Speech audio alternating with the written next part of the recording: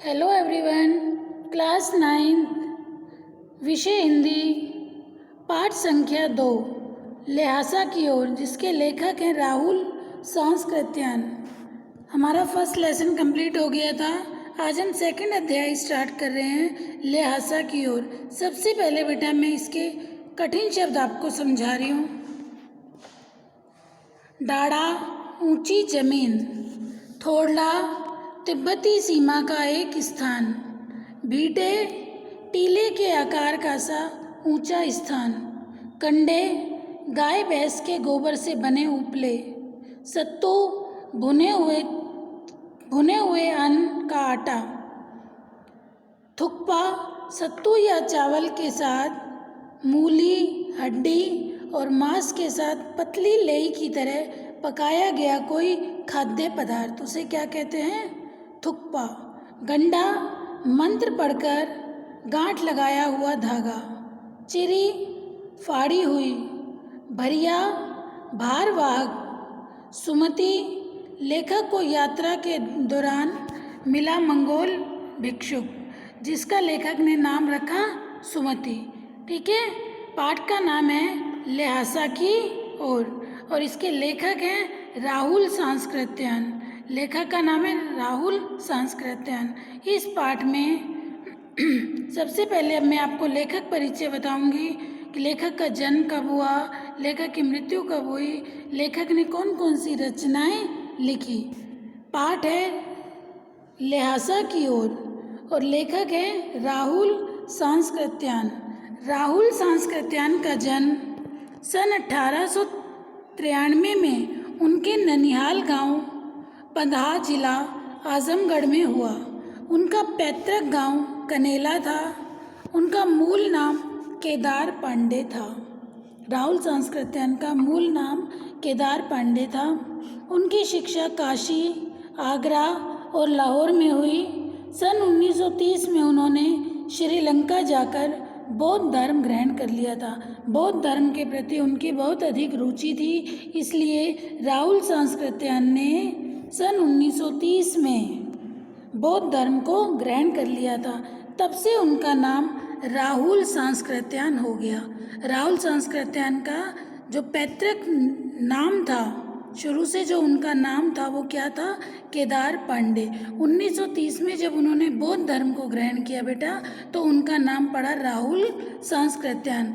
राहुल जी पाली, प्राकृत, अपभ्रंश, तिब्बती, चीनी, जापानी, रूसी सहित अनेक भाषाओं के जानकार थे। उन्हें महापंडित कहा जाता था। सन 1963 में उनका देहांत हो गया। जन्म कब हुआ था? 1893 में राहुल सांस्कृत्यायन का जन्म हुआ था। 1893 में जन्म हुआ और मृत्यु कब हो गई थी इनकी? 1963 में। राहुल सांस्कृत्यायन ने उपन्यास, कहानी, आत्मकथा, यात्रा व्रत, जीवनी आलोचना, शोध आदि अनेक विधाओं में साहित्य सर्जन किया। अर्थात उन्होंने कहानी, उपन्यास, नाटक, जीवनी, आत्मकथा, यात्रा वृत्तांत अनेक विधाओं में साहित्य की रचना की। इतना ही नहीं, उन्होंने अनेक ग्रंथों का हिंदी में अनुवाद भी किया। मेरी जीवन यात्रा 6 भाग, दर्शन दिग्दर्शन, 22वीं सदी, वोल्गा से गंगा, भागो नहीं दुनिया को बदलो, दिमागी गुलामी, घुमक्कड़ शास्त्र उनकी प्रमुख कृतियाँ हैं। ये उनकी प्रमुख कृतियाँ हैं। ये 2-3 के नाम याद कर लेना आप। साहित्य के अलावा दर्शन, राजनीति, धर्म, इतिहास, विज्ञान आदि विभिन्न विषयों पर राहुल जी द्वारा रचित पुस्तकों की संख्या लगभग 150 है। अर्थात राहुल सांस्कृत्यायन द्वारा रचित विषय जो हैं उन्होंने कितनी पुस्तकों की रचना की? कम से कम 150। राहुल जी ने बहुत सी लुप्त प्राय सामग्री का उद्धार कर अत्यंत महत्वपूर्ण कार्य किया। यात्रा व्रत लेखन में राहुल जी का स्थान अन्यतम है। यात्रा व्रत में लेखक ने राहुल जी का स्थान बहुत ही ज़्यादा अन्यतम है। उन्होंने घुमक्कड़ी का शास्त्र रचा, अर्थात जहाँ जहाँ घूमे वहाँ की जो अनुभव को उन्होंने रचा। उससे होने वाले लाभों का विस्तार से वर्णन करते हुए मंजिल के स्थान पर यात्रा को ही घुमक्कड़ का उद्देश्य बताया। घुमक्कड़ी से मनोरंजन, ज्ञानवर्धन एवं अज्ञात स्थलों की जानकारी के साथ साथ घूम घूम कर अर्थात घुमक्कड़ी जीवन में इन्होंने कहाँ कहाँ के अनुभव को प्राप्त किया, वहाँ की अच्छी बातों को, मनोरंजन, ज्ञानवर्धन एवं अज्ञात स्थलों की जानकारी के साथ साथ भाषा एवं संस्कृति का भी आदान प्रदान किया। राहुल जी ने विभिन्न स्थानों के भौगोलिक वर्णन के अतिरिक्त वहाँ के जनजीवन की सुंदर झांकी भी प्रस्तुत की है, क्योंकि जहाँ जहाँ ये घूमते थे, जाते थे, वहाँ के परिवेश का भौगोलिक वातावरण, वहाँ की संस्कृति, भाषा, इनका भी आदान प्रदान इनके साहित्य में देखने को मिलता है, इनकी रचनाओं में देखने को मिलता है। तो पाठ के लेखक का नाम क्या है? राहुल सांस्कृत्यायन। ठीक है, इनका जो नाम था वो क्या था? केदारनाथ पांडे। और इनको बौद्ध धर्म ग्रहण करने की इच्छा थी। 1930 में इन्होंने बौद्ध धर्म को अपनाया। बौद्ध धर्म ग्रहण करने के बाद इनका नाम पड़ा राहुल सांस्कृत्यायन। संकलित अंश राहुल जी की एक प्रथम तिब्बत यात्रा से लिया गया है। संकलित अंश क्या है? ल्हासा की ओर राहुल जी की प्रथम तिब्बत यात्रा से लिया गया है। ल्हासा क्या है बेटा? तिब्बत की एक राजधानी। तिब्बत की राजधानी क्या है? ल्हासा, जो उन्होंने सन 1929-30 में नेपाल के रास्ते की थी। ये किस समय की बात है? 1929-30, जिस समय हमारा भारत देश अंग्रेजों का गुलाम था, हमारा भारत देश स्वतंत्र नहीं था। उस समय भारतीयों को तिब्बत में जाने की अनुमति नहीं थी, नेपाल में जाने की अनुमति नहीं थी। ना तो नेपाल से कोई हमारे भारत में आ सकता था, ना ही हमारे यहाँ से कोई वहाँ जा सकता था। उस समय भारतीयों को तिब्बत यात्रा की अनुमति नहीं थी, इसलिए उन्होंने यह यात्रा एक भिखमंगे के छद्म वेश में की। भिखमंगे के छद्म वेश में उन्होंने जो ये यात्रा की थी, कहाँ की? तिब्बत की। तो है ना पाठ का नाम? ल्हासा की ओर। ल्हासा क्या है? तिब्बत की राजधानी। उस समय भारतीयों को वहाँ जाने की अनुमति नहीं थी, क्योंकि उस समय हमारा भारत देश जो था वो अंग्रेज़ों का गुलाम था। तो वहाँ जाने की, ना तो वहाँ से आने की किसी को अनुमति थी, ना ही जाने की। लेकिन लेखक को बहुत अधिक मन में था कि उसे तिब्बत घूमने जाना है, तो लेखक ने इस यात्रा में एक भिखमंगे के छद्म वेश में की। लेखक ने यह यात्रा भिखमंगे के छद्म वेश में की। अर्थात छद्म वेश अर्थात अपने वास्तविक रूप को छुपाकर दूसरा रूप धारण करना, उसे क्या कहते हैं? छद्म वेश। इसमें तिब्बत की राजधानी ल्हासा की ओर जाने वाले दुर्गम रास्तों का वर्णन उन्होंने बहुत ही रोचक शैली में किया है। किसने? लेखक ने। यह जो पाठ है यह एक यात्रा वृत्तांत है। ठीक है, लेखक ने कहाँ की यात्रा की थी? ल्हासा की। ल्हासा क्या है बेटा? तिब्बत की राजधानी। ये यात्रा लेखक ने कब की थी? 1929-30 में। उस समय भारतीयों को वहाँ जाने की अनुमति नहीं थी, तो लेखक ने भिखमंगे के छद्म वेश में यह यात्रा की थी। ठीक है, छद्म वेश होता है अपना वास्तविक वेश छुपाकर दूसरा रूप बनाकर जाना। तब लेखक वहाँ गए और वहाँ के दुर्गम रास्तों का बड़े ही रोचक शैली में लेखक ने वर्णन किया। इस यात्रा वृतांत में हमें उस समय के तिब्बती समाज के बारे में भी जानकारी मिलती है। इस यात्रा वृतांत में लेखक द्वारा लिखा ये पाठ ल्हासा की ओर। ठीक है, ल्हासा क्या है? तिब्बत की राजधानी। इसमें हमें वहाँ के लेखक ने क्या बताया? तिब्बती समाज के बारे में भी हमें जानकारी मिलती है। लेखक ने वहाँ के दुर्गम रास्तों का बड़े ही रोचक शैली से वर्णन किया गया है। किस समय लेखक ल्हासा गए थे? सन 1929 और 30 में। किस रूप में गए थे? भिखमंगे के छद्म वेश को धारण करके गए थे, क्योंकि उस समय भारतीयों को वहाँ जाने की अनुमति नहीं थी। तो लेखक ने छद्म वेश धारण किया, अर्थात अपना वास्तविक वेश को छुपाकर दूसरे वेश में लेखक वहाँ गए थे और वहाँ के दुर्गम रास्तों का बड़ी ही रोचक शैली से लेखक ने वर्णन किया है। तो ये लेखक राहुल सांस्कृत्यायन का एक यात्रा वृत्तांत है। ठीक है, अब हम पाठ स्टार्ट करें ल्हासा की ओर। वह नेपाल से तिब्बत जाने का मुख्य रास्ता है। नेपाल से तिब्बत जाने का मुख्य रास्ता है। फरी लड़िकपोर्ट का रास्ता जब नहीं खुला था तो नेपाल ही हिंदुस्तान की भी चीज़ें इसी रास्ते तिब्बत जाया करती थी। यह व्यापारी की नहीं बल्कि सैनिक रास्ता भी था। ये जो रास्ता था, तिब्बती जो रास्ता था, ये व्यापारिक रास्ता ही नहीं बल्कि सैनिक रास्ता भी था। इसलिए जगह जगह फौजी चौकियां और किले बने हुए थे।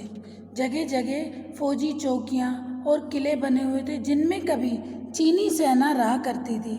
जो चीनी सेना थी उन्होंने जगह जगह इस मार्ग में अपनी फौजी चौकियां बना रखी थी। लेकिन आजकल बहुत से फौजी मकान गिर चुके हैं। आजकल ये सब जो फौजियों की जो चौकियां थी वो गिर चुकी हैं। दुर्ग के किसी भाग में, किले के किसी भाग में किसानों ने अपना बसेरा बना लिया है। लेखक ने स्टार्टिंग में क्या कहा, जो ये तिब्बत जाने का जो मुख्य रास्ता था वहाँ पहले चीनी चौकियाँ थी, अर्थात चीनी सैनिकों ने अपनी चौकियाँ बना रखी थी। ये एक व्यापारिक मार्ग ही नहीं बल्कि सैनिक रास्ता भी था। लेकिन इस समय उनकी चौकियाँ टूट गई हैं और वहाँ लोगों ने अपने घर बसा लिए हैं, अर्थात लोग घर बसाकर वहाँ रहने लगे हैं।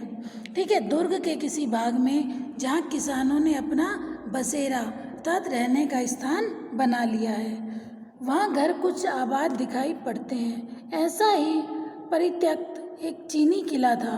हम वहाँ चाय पीने के लिए ठहरे। लेखक बता रहे हम एक चीनी किले पर चाय पीने के लिए ठहरे। तिब्बत में यात्रियों के लिए बहुत सी तकलीफ़ें भी हैं। लेखक क्या बता रहा है, तिब्बत में यात्रियों के लिए बहुत सी तकलीफ़ें भी हैं और कुछ आराम की बातें भी। वहाँ जाति पाति छुआछूत का सवाल ही नहीं है। तिब्बत में जो समाज व्यवस्था है वहाँ कैसी है, वहाँ जाति पाति का कोई भेदभाव नहीं। जाति पाति, छुआछूत, ऊंच नीच, पर्दा प्रथा, बहुत निम्न श्रेणी के भिखमंगों को लोग चोरी के डर से घर के भीतर नहीं आने देते, नहीं तो आप बिल्कुल घर के भीतर चले जा सकते हैं। लेखक ने क्या बताया कि वहाँ के जो लोग हैं वहाँ किसी तरह का कोई डर नहीं है। तिब्बत के समाज के बारे में बताया, वहाँ किसी तरह का कोई भेदभाव नहीं। जाति पाति, ऊंच नीच, अमीर गरीब, छोटा बड़ा, पर्दा प्रथा, किसी तरह का कोई भेदभाव वहाँ नहीं किया जाता। छोटे से छोटे भिखमंगे को फिर भी घर आने से थोड़ा सा लोगों को ये भय होता है कहीं ये चोरी ना कर ले, अदरवाइज़ कोई भी किसी के घर जा सकता है। वहाँ किसी को कोई डर नहीं है, बिल्कुल घर के भीतर चले जा सकते हैं, चाहे आप बिल्कुल अपरिचित ही हो। परिचित जाना पहचाना, ठीक है, और परिचित का विलोम क्या होगा, अपरिचित, जिसे कोई जानता नहीं हो। तब भी घर की बहू या सास को अपनी झोली में से चाय दे सकते हैं। देखिए वहाँ की चाय और हमारे भारत की चाय में अंतर है। वहाँ की जो चाय बनती थी वो बेटा किससे बनती थी, नमक, सोडा और मक्खन मिलाकर चाय बना करती थी। उसमें क्या डलता था, नमक, सोडा और मक्खन। वहाँ पे क्या है, आप अपना सामान चाय का किसी को भी दे सकते हो और अपनी चाय बनवा सकते हो, वह आपके लिए उसे पका देंगी। मक्खन और सोडा नमक दे दीजिए, वह चाय चौड़ी में कूटकर उसे दूध वाली चाय के रंग की बना के मिट्टी के टोकीदार बर्तन में रख के आपको दे देंगी। अर्थात आप कहीं भी गए, किसी के भी घर गए, वहाँ आप किसी को भी, चाहे सास को या बहू को चाय बनाने के लिए अपना सामान देंगे, वो आपको चाय बनाकर दे देगी। जैसा कि मैंने आपको बताया, हमारी यहाँ की चाय से वहाँ की चाय में अंतर होता है। ठीक है, हमारी जो वहाँ की चाय में क्या डलता है, मक्खन, सोडा, नमक, ठीक है, और वहाँ की महिलाएं आपको चाय कूटकर उसे दूध वाली चाय के रंग की बना के मिट्टी के बर्तन में अर्थात खोटी में रख के आपको दे देगी। यदि बैठक की जगह चूल्हे से दूर है, बैठक ड्राइंग रूम चूल्हे से दूर है, तो आपको डर है कि सारा मक्खन आपकी चाय में नहीं पड़ेगा, तो आप खुद जाकर चोड़ी में चाय मथ कर ला सकते हैं। चाय का रंग तैयार हो जाने पर फिर नमक मक्खन डालने की ज़रूरत होती है।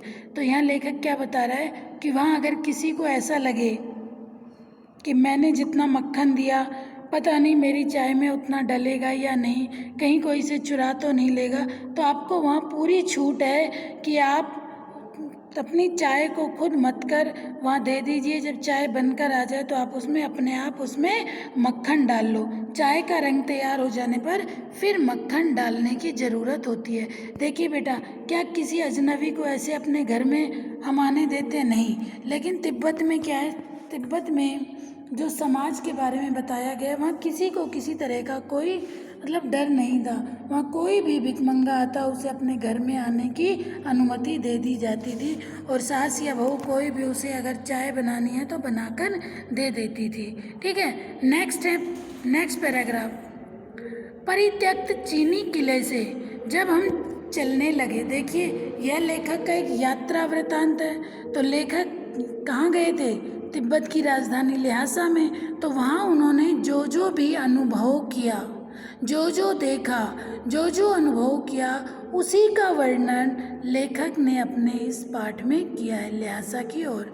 ठीक है, परित्यक्त चीनी किले में जब हम चलने लगे तो एक आदमी राहदारी मांगने आया। हमने वह दोनों चिटें उसे दे दी। शायद उसी दिन हम थोड़ला के पहले के आखिरी गांव में पहुंच गए। यहाँ भी सुमति के जान पहचान के आदमी थे।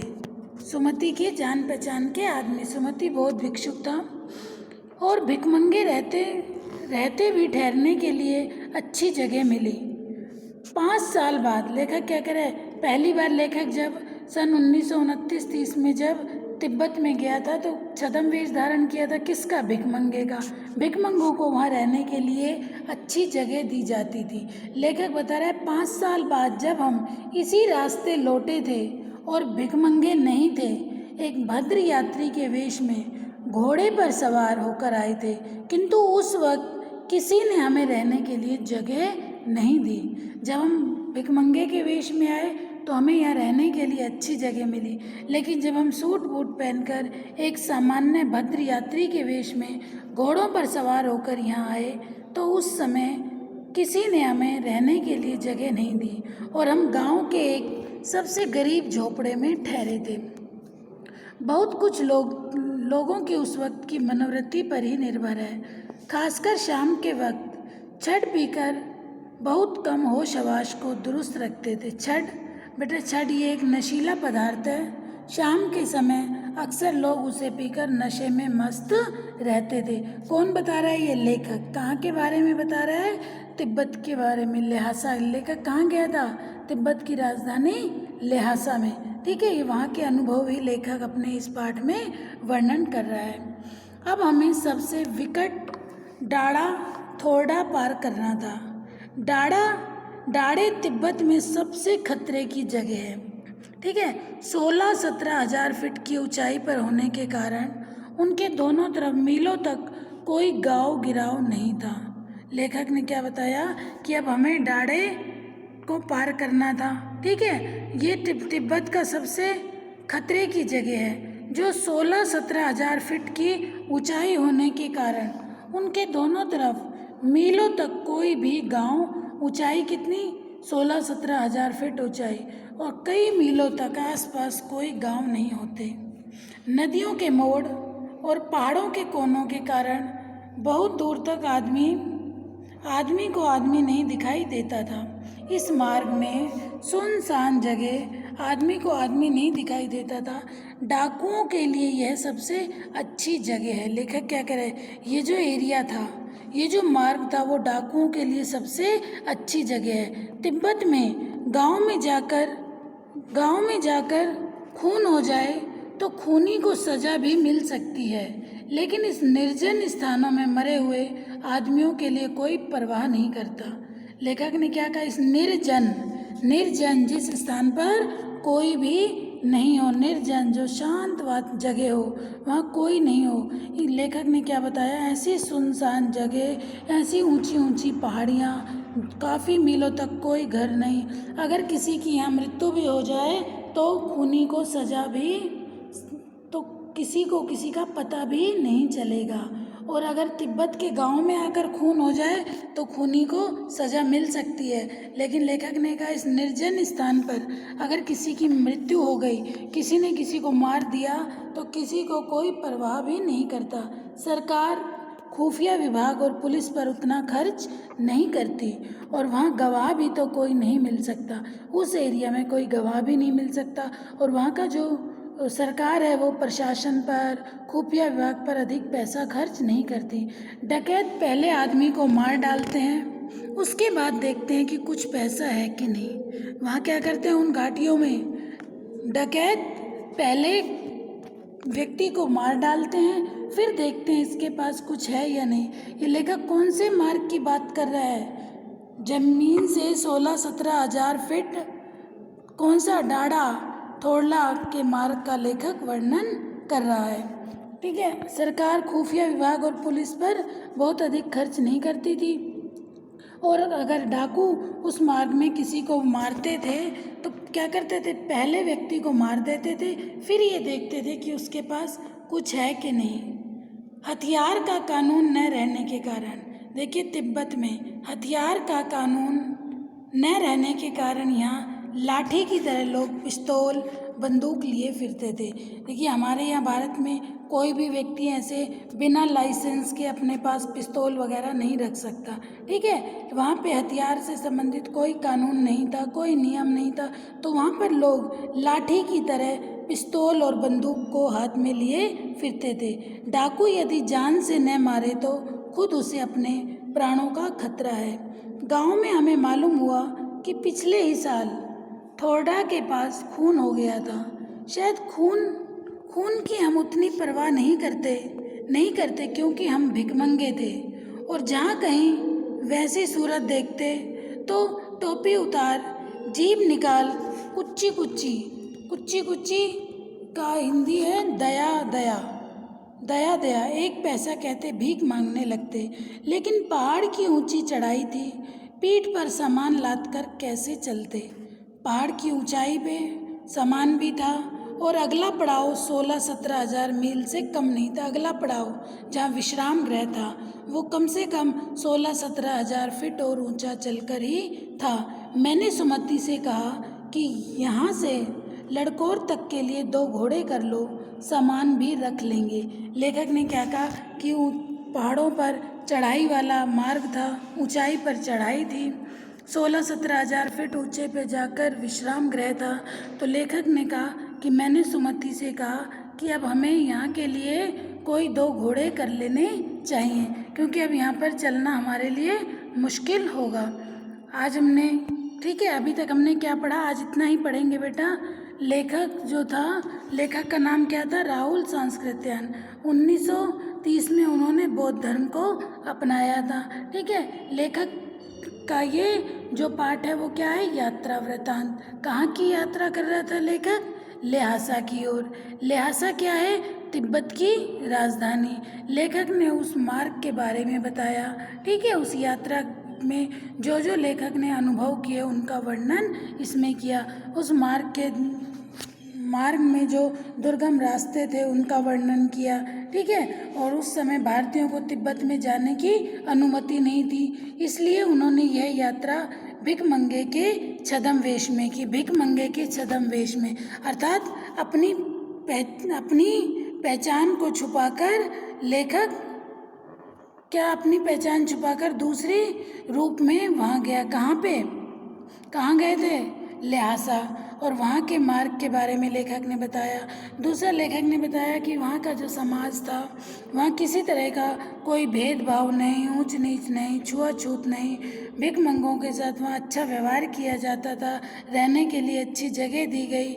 वहाँ लेखक का मित्र था कौन, सुमति। ठीक है, और वहाँ लेखक बता रहे कि वहाँ अगर आपको किसी के घर जाना है, चाय बनवानी है, तो कोई भी आपको चाय बनाकर दे देता था, अपने घर आने की अनुमति मिल जाती थी। फिर लेखक को आगे कहाँ जाना था, फिर आगे डाढ़ा थोड़ला पार करना था। डाढ़े तिब्बत में सबसे खतरे की जगह है। तिब्बत में जो सबसे खतरे की जगह का स्थान था, पहाड़ों के बीचों बीच 16-17 हजार फीट ऊंचाई पर यह मार्ग था, बिल्कुल निर्जन, कई मीलों तक कोई घर नहीं, कोई बस्ती नहीं, सुनसान एरिया।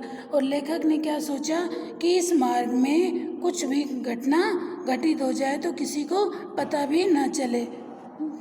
डाकू लोग अक्सर वहाँ पर आते और क्या करते थे, पहले व्यक्ति को मार देते थे और फिर उसका देखते थे कि उसके पास कुछ है या नहीं, फिर उसे लूट लिया जाता था। और लेखक ने वहाँ के कानून के बारे में बताया कि वहाँ पर प्रशासन का कोई कानून नहीं था, हथियार का कोई कानून न रहने के कारण लोग अक्सर लाठी की तरह पिस्तौल और बंदूक को लिए फिरते थे। डाकू यदि किसी को जान से मार पीट देता था तो किसी को पता भी नहीं चलता था। ठीक है बेटा, आज हमने यहाँ तक पढ़ा। लेखक जो यहाँ गया था लहासा, किस रूप में गया था? छद्म वेश में। छद्म वेश होता है अपना वास्तविक रूप छुपाकर दूसरे रूप में जाना। क्योंकि ये जो यात्रा वृत्तांत है ये लेखक ने किस समय का है? सन 1929-30 का। उस समय हमारा भारत देश अंग्रेजों का गुलाम था, तो भारतीयों को नेपाल में जाने की अनुमति नहीं थी। अनुमति ना होने के कारण उस समय लेखक छद्म वेश में नेपाल में गया और वहाँ का वर्णन लेखक ने किया। आज बेटा हम यहीं तक पढ़ेंगे। ठीक है, कोई भी डाउट हो अपने डाउट ज़रूर क्लियर करना, और जो भी वीडियो के माध्यम से आपको पढ़ाया जाता है उसे ध्यान से सुनो, समझो। ठीक है, नेक्स्ट हम आगे करेंगे। Thank you.